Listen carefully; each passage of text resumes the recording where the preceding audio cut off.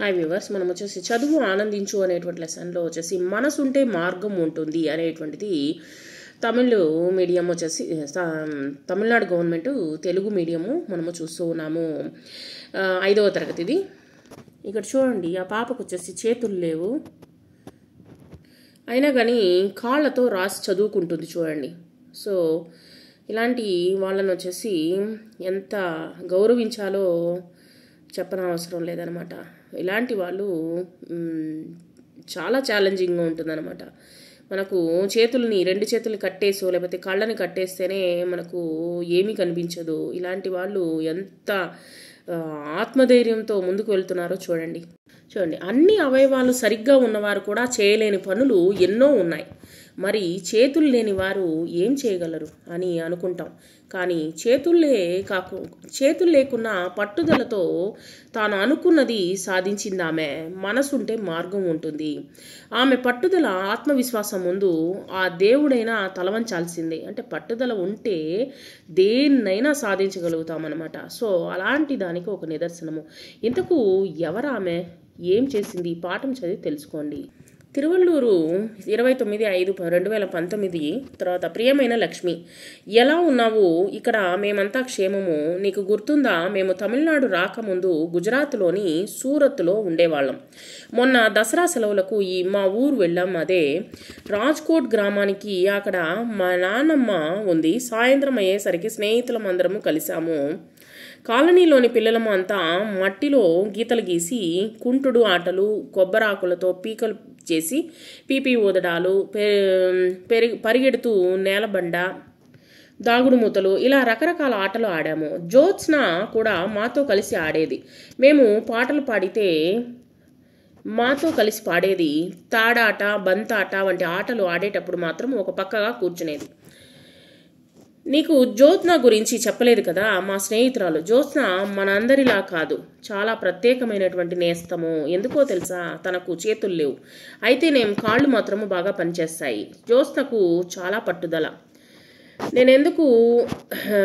ఎందుకో తెలుసా, తనకు చేతులు లేవు, అయితేనేం కాళ్ళు మాత్రము కాళ్ళతో చేయడం నేర్చుకుందనమాట. ఆమె వచ్చేసి నేనెందుకు అందరిలా చేయలేకపోతున్నాను అని అనుకునేది. కానీ ఎక్కడా వెనుకడుగు వేసేది కాదనమాట. ఆశ్చర్యకరమైనటువంటి విషయం ఏంటంటే, మనం చేతులతో చేసేటువంటి పనులన్నీ జ్యోత్స్న కాళ్ళతో చేస్తుందనమాట. చేయడం నేర్చుకుంది. నువ్వు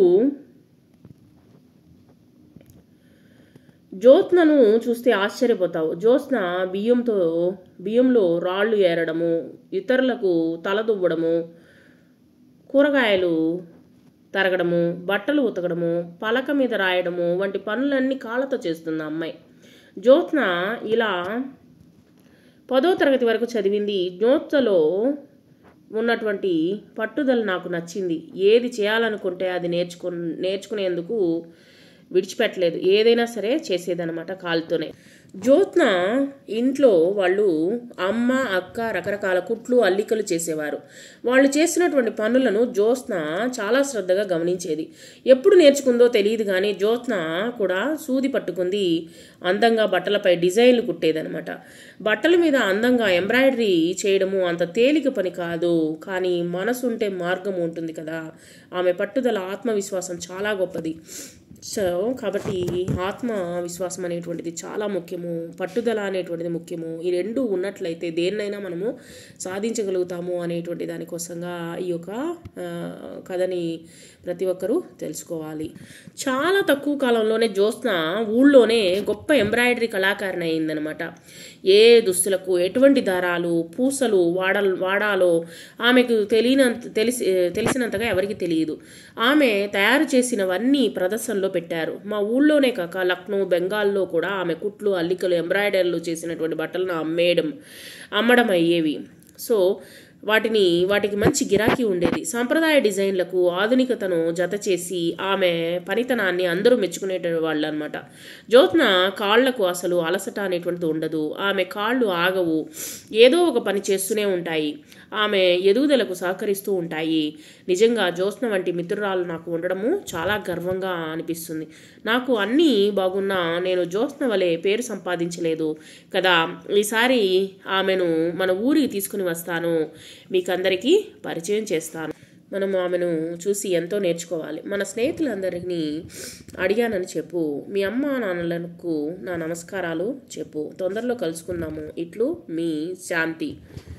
ఇక్కడ వచ్చేసి చిరునామా రాయాలి.